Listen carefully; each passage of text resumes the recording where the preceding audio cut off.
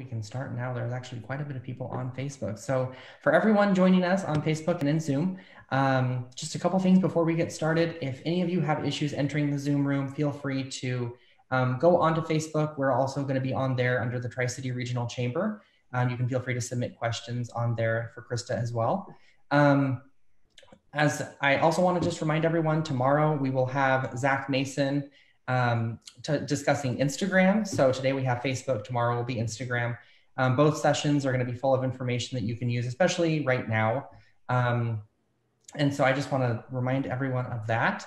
And I want to say thanks to STCU for being here with us today and their continued partnership as we kind of move this from a physical workshop to an online webinar series. So with that, I'm going to turn it over to Krista. Krista is a small business owner in Richland. She owns Northwest Paddleboarding, and looks like they were able to start accepting reservations today as we discussed. So feel free to check them out as the weather gets nicer. And I will go ahead and turn it over to you, Krista. Awesome. Sounds good.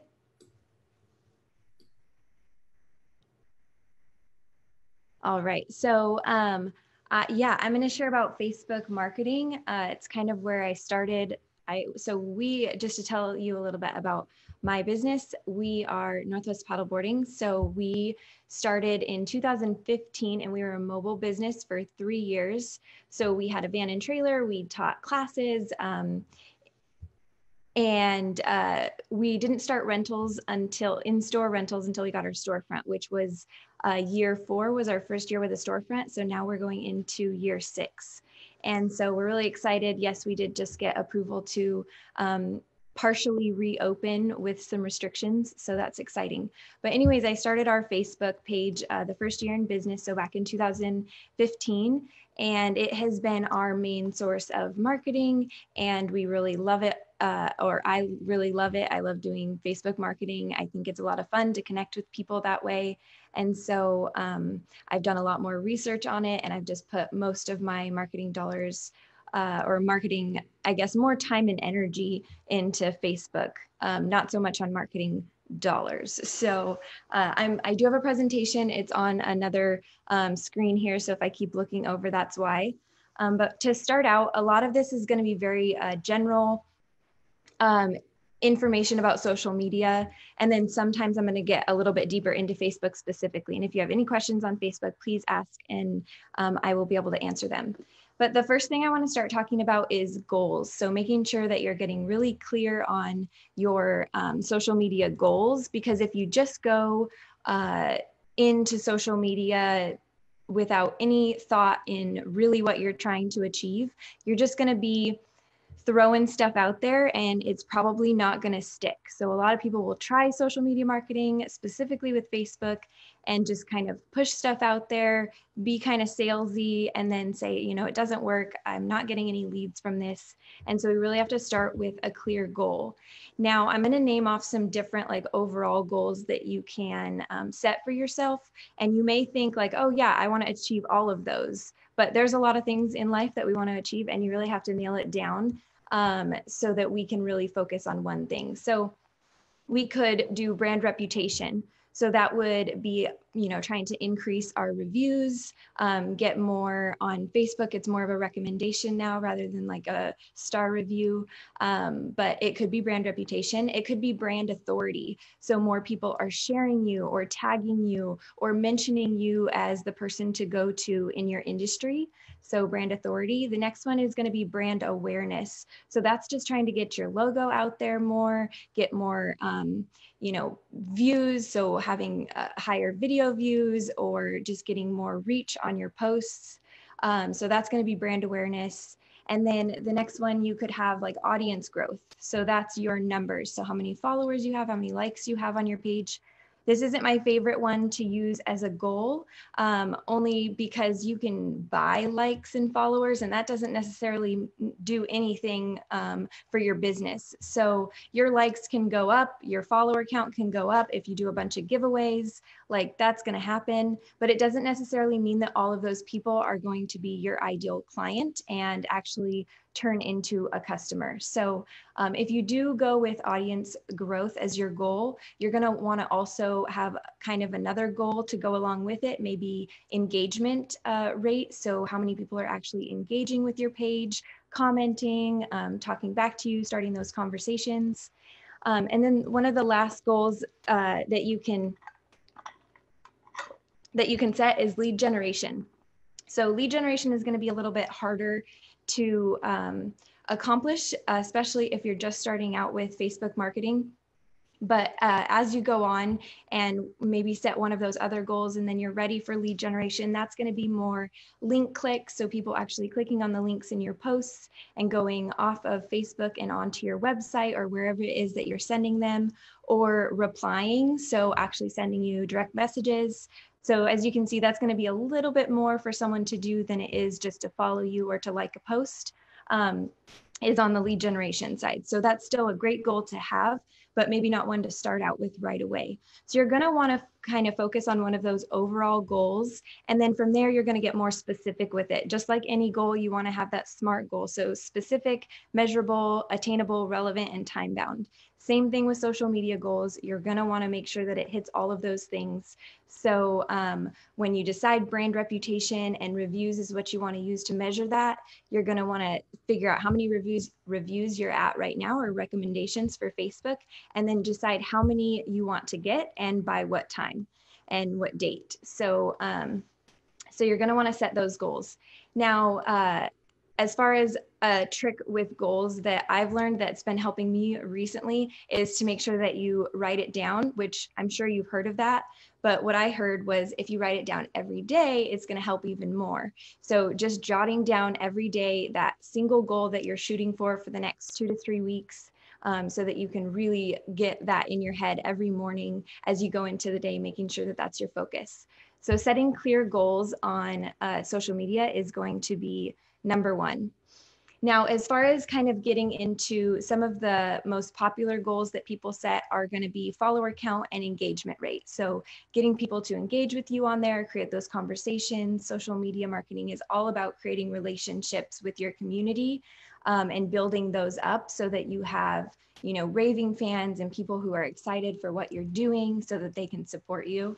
And as far as engagement rate goes, what that means exactly is, so you would take how many likes, let's say we're trying to figure out the engagement rate of a specific post. You're going to take how many likes, comments, and shares total there are, and you're going to divide it by the total number of followers or likes you have on your page. And that's going to be your engagement rate. So maybe it's at 3% and you want to get it up to 6%, or maybe it's at 10%, you want to get it up to 15%. So I believe the average right now for businesses is about 6% engagement rate.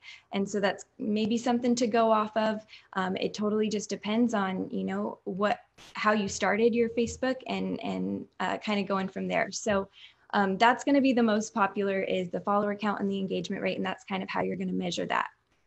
So moving on to the next section is finding your dream client. So if you do not have a specific person that you're trying to reach on social media, you're probably going to reach no one. So I'm sure you've been asked, as business owners, we get asked, who is your target market? Who are you trying to reach? And of course, when we first start out in business, we say everybody.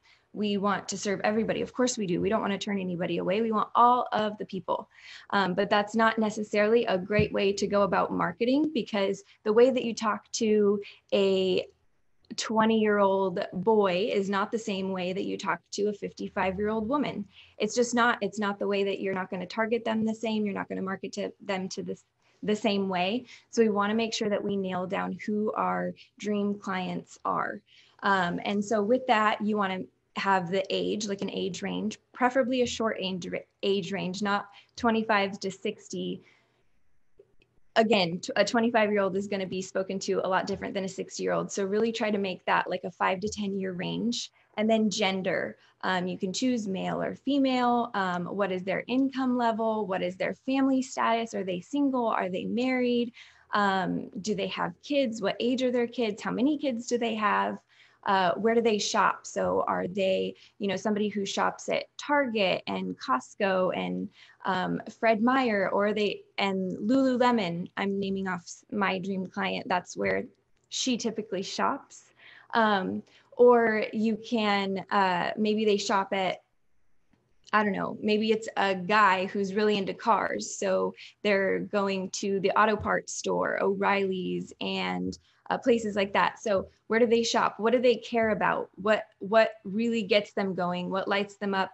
What stops their scroll on social media? So what other businesses are they following, or influencers are they following? If you can really nail down who your target client is, and then start to focus on everything about them, it's going to be a lot easier to target them and a lot easier to speak to them on social media. So every time you create content, whenever you create a post, whenever you're typing anything, you can think about this dream client. And when you're speaking directly to someone, it's a lot easier than trying to just put something out in the world that appeals to everybody. It's probably going to reach nobody in that case. So we want to really nail down that target client. Once you really figure out who this target client is, you're going to figure out what social media platform they're on. Now, most people are on Facebook. Younger kids, not so much, because their parents are on Facebook, so they're on some other platforms. But most people are on Facebook, so that's helpful. But really nailing down your target client is going to help you figure that out. And then from there, you're going to figure out exactly when they're on social media. So, sorry, dry mouth, hang on. So you want to figure out when exactly they're online. If you're a stay-at-home mom, which now like everybody is, so let's just, right now, it might be a little bit different, of course. But in general, somebody who works at 5 a.m. is going to be on social media at different times than somebody who maybe stays home with the kids. Are they on during nap times? Are they on after dinner or right when they wake up in the morning? And when someone's online is not necessarily when they're most engaged. So those might be separate times, but if you can figure out who exactly it is that you're talking to, it's going to be a lot easier to figure out when they are online. And then another part of this is you're going to create content that resonates with them. So kind of going back to, you wouldn't talk to a 25-year-old boy the same as you would talk to like a 55 or 60-year-old woman. Same thing with what content you're actually creating. So as far as social media posts go, you would want to think about things that your target client cares about the most. I've learned this over the years. I definitely started in my business thinking that my target market was a lot different than it turned out to be. So just to kind of share that with you guys, when I first started my company, I imagined that my target client would be other people like me, maybe 20s, 30s, really interested in adventure and getting outside, and tend to be very active and like college age. That's kind of what I had imagined in the very beginning. Well, it turns out I was very much wrong. And my mom is actually my target client. So moms of the people that I thought it was is exactly who it turned out to be, which is awesome. My target client is a 40 to 50-year-old woman who has kids around my age or a bit younger, and she's starting to become an empty nester, and she wants to hang out with her friends, and she wants to have date nights with her husband, and she's the one who's bringing her kids to come paddleboarding. So yeah, that target client, it has definitely shifted, and I learn more as I go on, which makes it awesome because now I know who I'm trying to resonate with. When I create posts, I know exactly who I'm talking to. And I do just want to share that this isn't about manipulation. It is about compassion and communication. So if I don't know who I'm talking to, it's going to be a lot harder to serve them and to show that I care about them if I don't know who they are. So definitely try to focus on your dream client. My number one tip to try to figure this out and narrow it down, if you don't already have an idea, is to think about the clients that you've worked with so far that make you really excited to do your job. As a business owner, there are certain clients that I have that are just really crappy. You know, like they're just not our people, right? Like they're asking for discounts all the time, or, you know, let's leave the negative alone. But then there's the people who light you up and they leave. And later that night, you're just thinking to yourself, wow, that is the reason that I do what I do. I love that person. I love that client. I wish I had more clients like that. Those are your people. So start thinking about those people, write their names down, maybe stalk them on social media or call them up and have a conversation with them and ask them these questions about their family status. Well, that sounds weird. Don't call them and be like, yo, are you married or not? But ask them where they shop and what they like. And when you're having conversations in person with these people, try to really get in depth into that and try to figure out who they are, and so that you can try to target more people like that so that your business can grow and grow in a way that you absolutely adore and you're really excited to work with all the people that you have. So that's about finding your dream client. And it's super important to do that specifically on social media. All right, I'm going to move on. So the next thing I'm going to talk about is posting with a purpose. So once we have our goals figured out and once we have our dream clients figured out, we know who we're trying to reach, who we're trying to talk to, then we can start to figure out what kind of things we want to post about.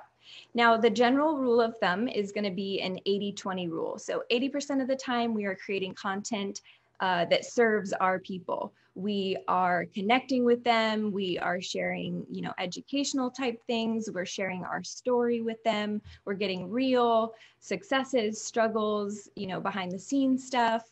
That's 80%. And then the other 20%, we are selling.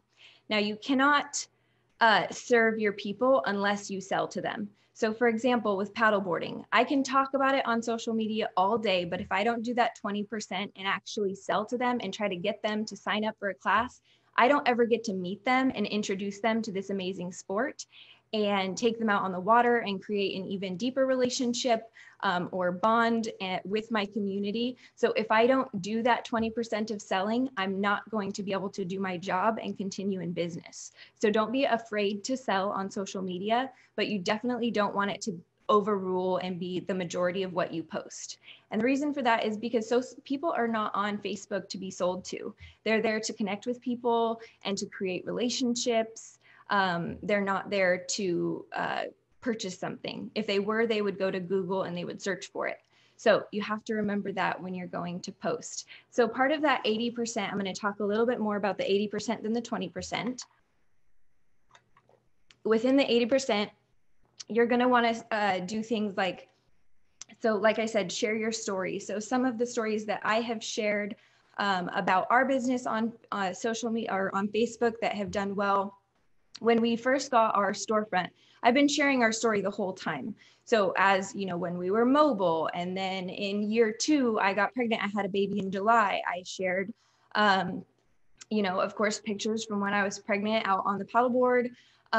Year 3 was crazy. Actually, I don't even remember year 3. It was like a crazy year. Year 4 was our first year with a storefront. So of course I shared that when we got our keys the first time.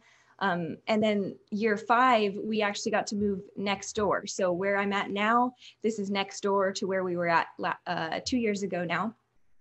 And so when we moved into this spot, my dad had turned one of our very first paddle boards my mom and I ever purchased into a bench, and we put it outside. So one of our share our story posts was this paddleboard bench that he made, and I had kind of reminisced on the very first time my mom and I took those boards out and we forgot a screwdriver to screw our fin on. So we were like, it'll be fine. We just went out on the water anyways without fins, and we totally learned our lesson. You can't really paddle without a fin. You just go in circles.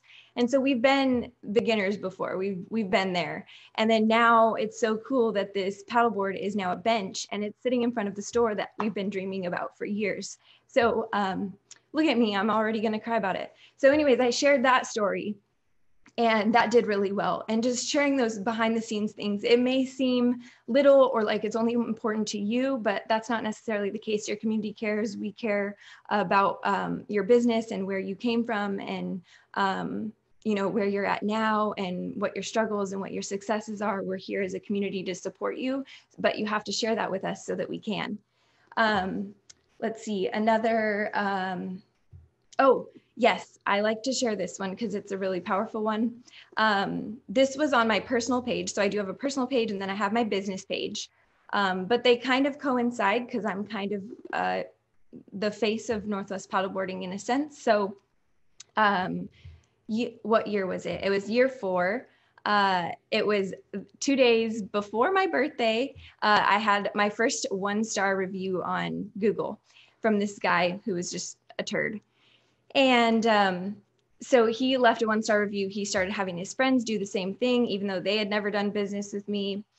Anyway, I posted on my personal page, just kind of sharing like, man, this sucks. Like I've heard it happening to other small business owners, but it just hurts. It hurts that I tried my best to accommodate this person and they still chose to just kind of take it too far and try to destroy me, in his words, on social media. Well, when I posted about that and just, kind of poured my heart out, my whole community came to my backing and started leaving 5-star reviews to outweigh his 1-star, and just commented on his, just saying that probably wasn't the nicest thing to do and blah, blah, blah. Anyways, by the end of the night, I had 30 more 5-star reviews than I had started the night with. And that guy was so embarrassed that he took his review down. So that whole situation just ended up so much better, and so cool to see my community come to my backing. But if I hadn't shared that and been real and kind of poured my heart out, it never would have happened. And that guy's review would probably still be there. So again, it can be successes, it can be struggles, it doesn't matter, but sharing your stories is definitely going to help us understand who you are more, and let us connect with you so that we can come to your backing and be your raving fans. Let's see, some other ideas. Oh, user-generated content is a really great one that I love. Now, I know it's harder for some businesses than it is for others. So my business, I understand that it's a little bit easier. What user-generated content is, when your clients take pictures at your business or when they're doing business with you, and then they post it on social media and tag you. That is user-generated content. You can then go ahead and share that on your page with permission, of course. And that can do really well, because then it's social proof. It's your people who are talking about you or their experience at your business. And it's a lot easier for you too, because then you don't have to come up with the content. They kind of already did it for you. So that's awesome. User-generated content is a great way to go. Behind the scenes, that can kind of go with share your story. But so some behind the scenes that we've done is, when we made our chalkboard with all of our prices on it. That seems like such a silly little thing that we just kind of did, and you could just move on with your life, but we posted about it and it did really well, because somebody who was awesome, who is amazing in our community, her name's Jamie, did it for us. So I took a picture of her sitting in front of it and posted it. And that was one of the posts that it did really well for us, just to share that. And of course, all of her people saw it too. So that was awesome. And we so much appreciate her for coming and doing that with us, or for us. So let's see, some other good ones. Frequently asked questions, that's a good one. So by that, I mean, go into your email, go into your call logs or whatever it is to keep track of when you talk to your clients, and try to think of the questions that you get asked the most. Whatever those are, just try to answer them in a social media post, because if they're being asked frequently, then probably there's a lot more people out there who are interested in knowing the answers to those questions. Sometimes we get really involved in our business that we forget that other people don't know the buzzwords or our industry slang. And so we really have to break it down. So for example, SUP. SUP is how you would refer to a stand-up paddleboard, SUP. But so many people have no idea what that is. So when I say like intro to SUP or SUP yoga, it just goes over their head because they're not in the industry and they don't know that. But if I said the word paddleboard, it would be more understanding. So even just sharing what SUP means on my page would be helpful, because I'm sure there's still a lot of people out there that don't know what SUP or SUP stands for. And I'm sure there's a ton more that I could think of, or that you could think of for your businesses. Just those frequently asked questions. Maybe one of the questions we get a lot is how they get their equipment down to the water. We take it down for you. And so if I can answer that question in a social media post, it may relieve a lot of the stress of people who are worried about getting their equipment down to the water. So things like that are super helpful. Educate is another great one. So educating your clients, and this doesn't necessarily mean giving everything you have and your knowledge away, but there are always ways that you can educate your clients, whether it's about products that you sell or services that you offer. But so one of the posts that I have done that did really well is sharing about our, well, two that I can think of, the electric pump and our inflatable life jacket. So the goal that I had when I created these videos for social media about these two products was to teach the people who already had purchased them from me how to use them. So if you have an inflatable life jacket, it's like a little fanny pack, but you've never actually used it, it's kind of scary to be out there with it around your waist, not really knowing what's going to happen when you pull the cord and you're, in a moment when you need it. And so I did a video just showing how to inflate it. And we had an influx of sales for that product afterwards. Even though that wasn't my goal in the first place, it was just to educate. It really helped in the long run. Same thing with our electric pumps. So they're 2-stage pumps. A lot of people think maybe they're breaking when it pumps into stage 2 because it gets a lot louder and it starts to rattle. But also when you put the hose on an inflatable paddleboard valve, if you don't know how to use the valve, you might lose all the pressure. Anyways, I'm getting too in depth into that, but see, look, I'm trying to educate right now. But if you can educate your clients on your products that you sell or the services that you offer, it may relieve a lot of stress that they're feeling, maybe about purchasing a certain product or signing up for a specific service or offering that you have. So definitely educate. The last post idea that I'm going to talk about is giveaways. So if you have a goal of, if you have a goal of getting more followers on your page and kind of expanding in that sense, giveaways can be a great way to do it. And so if you have, this is a lot easier if you do have a service-based business. So for example, for me, we are service-based, meaning I could give away a couple of rentals, and that is obviously it makes sense. My business is paddleboarding. I'm going to give some paddleboard rentals away. Now, I know not every business can give away what they offer or what their service is. For example, realtors, you can't just give away your service in that way. It's not like something that you can discount or things like that. So you have to get creative with the way that you do giveaways and make sure that what you're offering is relevant. So this is very important to go back to that finding your dream client. Making sure that you really know who it is you're trying to reach and how you're trying to obtain those clients, because you could put a giveaway out for $100 or $1,000 and everybody's going to want to enter. Who doesn't want a little extra cash? But that doesn't mean that you're attracting the people that are actually going to turn into leads and do business with you in the future. So if you aren't a service-based business where you can give your service away, or a product-based business where you could give specific products away and try to share that, I definitely encourage you to really get into the mind of your client and figure out what it is they would want that not everybody would want. So that's going to be a really important one with giveaways. But you can make sure another thing to do with giveaways is when you do a giveaway on Facebook, don't forget to also share it on Instagram. So you can tell people to go, follow you on Facebook because you're going to have a giveaway there, or in your Instagram story, or in your Facebook story, or if you have any other social platforms like LinkedIn, you could share it there. Tell people, again, go over to your Facebook page and enter. If you have an email list and you send out weekly emails, it's a great place to put it in there and send that out. If you have a website that you can easily update, you can put it on the website. So anytime you're doing a giveaway, try to really expand that giveaway, get it as big as you can, because if you're going to be giving something away, you might as well really get it out there as much as possible. So that's a great way to do it. Just make sure that you're relevant so that you're attracting the right people. Now, as far as some other tips with posting, getting the most out of every post, you want to make sure that you're tagging a location if it's relevant. And hashtags aren't really useful on Facebook.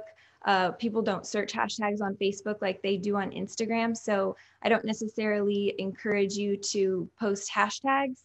Most people who use them on Facebook, it's more to be clever. So like the Pasco Police Department, they use hashtags to be funny, but no one's actually commonly using the ones that they use. So it's not helpful in that sense. Put a call to action. So this is especially important when you're selling, when you're doing that 20% of selling posts and really trying to be promotional. Make sure that there's a call to action. You can also do it when you're serving on the 80% rule. And a call to action is basically telling your audience what you want from them. Do you want them to share the post? Do you want them to comment or tag someone in the, tag someone below? Or do you want them to answer a question for you? Do you want them to click on a link? I know it seems silly, but if you tell someone to do it, they're more likely to do it than if not. So definitely tell people what to do with a call to action. And then I think that's it for that. Let's see. So, I guess if you can tag any people or other businesses in the post, that's also going to be helpful. So if it's relevant, of course, don't be tagging a bunch of people. It is very bad social media etiquette to be tagging people who are not relevant in the post. So for example, if there's an influencer who has a big following and you're just trying to reach their following because, hey, why not? Don't do that. Only if they're in the post or if they have something to do with it, because that's rude. Let's see, focus on what sets you apart. Okay, this is a great one. A lot of people on social media, I have seen businesses just do very general posts and then or promotions or whatever. This is much bigger if you have a lot of competition, which I understand I don't, so I know I'm not in the same boat.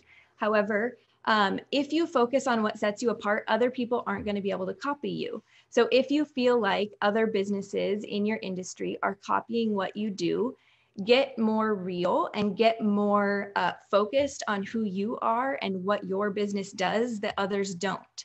So for example, that post about my mom and I sitting on our bench that my dad cut up into, or paddleboard bench that my dad cut up and put in front of our store, literally no other business could ever copy that, because the likelihood of someone else's dad cutting up their first paddleboard and them having a paddleboard business in the Tri-Cities, putting it outside, is very unlikely.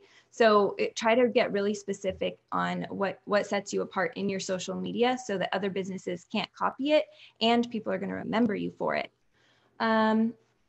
So we buy from people we know, like, and trust. I'm sure you've heard that before, but it is extra important to think about when you're doing social media marketing. If you're not sharing who you are and you're never sharing or showing your face on social media, it's going to be a lot harder for people to know, like, and trust you because they don't know what you look like. And they don't know who you are or what you believe in or anything like that. So make sure that you're really sharing some behind the scenes. It doesn't just have to be you as a business owner. If you have a team, share your team, who they are.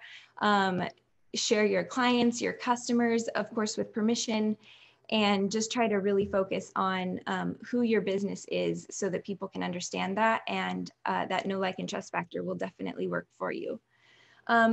And my last little point on posting. So once you post, don't post and ghost. So that means you're going to post and then you're just going to get off social media and you're going to run and do something else. Try to post at a time that you know you're going to be available to respond when people start to respond to you. The worst thing you could do is try to set a goal of engagement of people you want people to comment more on your posts, but then you see their comments and you just ignore them. That's like if somebody was to walk by and say, hey, how's it going? And you just completely ignore them and look the other way. It's the same thing on social media. It just doesn't seem so intense. So make sure that you are responding to comments and creating conversations with people, not only because it does create those relationships and that bonding and all of that good stuff, but it's also good for the Facebook algorithm. If there's conversations being had on your posts, Facebook is going to like that and they're going to award you or reward you for that. And bump you up in people's feeds. So make sure that you're creating relationships by creating conversations on your post and not just posting and disappearing. So, okay, that's all for posting. So I'm going to move on here. Okay, so the next thing we're going to talk about is kind of how to build your following. So this part is going to be especially helpful if you're setting a goal of trying to reach more people, maybe with brand awareness or with a higher follower count that's actually good leads for you. So number one, make sure that you put your social icons on all of your print marketing. So your business cards, your brochures, any signage that you have, even vehicle wraps, things like that, any ads that you do, make sure that you're putting your social media icons on there so that people know that you're on social media and that they can go follow you. The next one is making sure they're on all digital areas. So on your website. Now, I did learn recently that it's actually less beneficial if you have them on your website. You kind of want to keep them on your website. So you don't necessarily want your social icons or your social feeds to be running right at the top of the page, but you do want them on there somewhere. That way, if people were looking for it or interested in following you on social, it is there, but it's not necessarily front and center, taking them off of your website onto a platform that's going to suck them in and get them scrolling and then no longer focused on you. If you got them on your website, try to keep them on your website, but you do want to have them there somewhere. Another place is email signature. So in the bottom where your email signature is, having them there. Another tip, this is very specific to Facebook, is making sure, especially if you are pretty public with your personal profile, making sure that your business page is linked on your personal profile. So for example, if you go to my personal profile, Krista Ann Patterson, you will see where I work. It'll say owner of Northwest Paddleboarding, and you'll be able to click Northwest Paddleboarding and it'll take you straight to our business page. So make sure that that's the case. I know there's been plenty of times where maybe I was talking to somebody or, just general Facebook stalking, and I go to their page and then I don't know where they work or what business they own. So then I'm trying to figure that out by stalking them even more, and I can't figure it out. So I just kind of give up. So make sure that you're working at the business that you are at, so that people can find you from there as well. And then another way is to invite your current following to share your page. So if you already have a Facebook page and you have like your good set of clients on there or followers, just ask them to share it for you. I did that in the beginning quite a bit, just asking people, hey, do you mind sharing my Northwest Paddleboarding page? I'm just trying to get myself out there a little bit more. I would really appreciate if you could share it for me. Or share specific pages specific posts. That's helpful too. Or events is another one. So asking your current following to share your page. And then the other side of that is asking people on your personal page. So your friends and your family, for a while there, it was like my grandma sharing it the most all the time. And I very much appreciate her for that. And so sometimes that can be really helpful. So just try to ask your current friends and family and any clients you have on your personal page to share your page as well. And then there is also a trick to invite people to like your page if they've liked your post. So if you have not done that before, haven't seen that before, if you go onto your business page on Facebook, there is an invite friends button, and you can invite all of your friends. But then also, if you go to every post, it'll happen on any post. So go to one of the posts that you've posted on your business page and click on the reaction. So it'll say 3 or 5 or how many people who have liked the post. Click on it to see all of their names, and it'll either say invited, where you can't click it. It'll say liked, which means they've already liked your page, or it'll say invite, and then you can click on it, and then you can invite anybody who has liked your post to like your page. Now, you can't invite people who, one, aren't your friend or haven't engaged with one of your posts before, which is good because that's spam. So don't do that anyway, but you can't. But if they have interacted with one of your posts, why not invite them to like your page? Clearly, they're interested in what you offer. So try to invite them to like your page. Now, they won't all do it, but it will pop up a notification that says, For example, Northwest Paddleboarding has invited you to like their page, and that has helped me a lot. So that's a great one. And that's about it. I guess I'm done really fast. I don't know if I talked really fast or what, but I would love to answer any questions or go more in depth into any of this Facebook marketing stuff. And it looks like we don't have any questions, which means you did the perfect job. Thanks. So if anyone on Facebook has any questions, feel free to submit those in the comments. And we'll see if any come in. Not yet though, and it looks like none in Zoom. So with that, I just want to say thanks to Krista. I know times are crazy right now, so thanks for setting some time aside to do this. I know you just did one a few months ago, back in the fall, and these are always really great sessions. So thanks to Krista. Thanks to STCU for being here with us today. I just want to put out a reminder that tomorrow we are going to be covering part 2, which will be Instagram. And we will have Zach Mason, who is a fellow social media expert, with us. That session is going to kick off at 11 o'clock tomorrow morning. So again, just be here on Zoom or on Facebook, whatever works for you.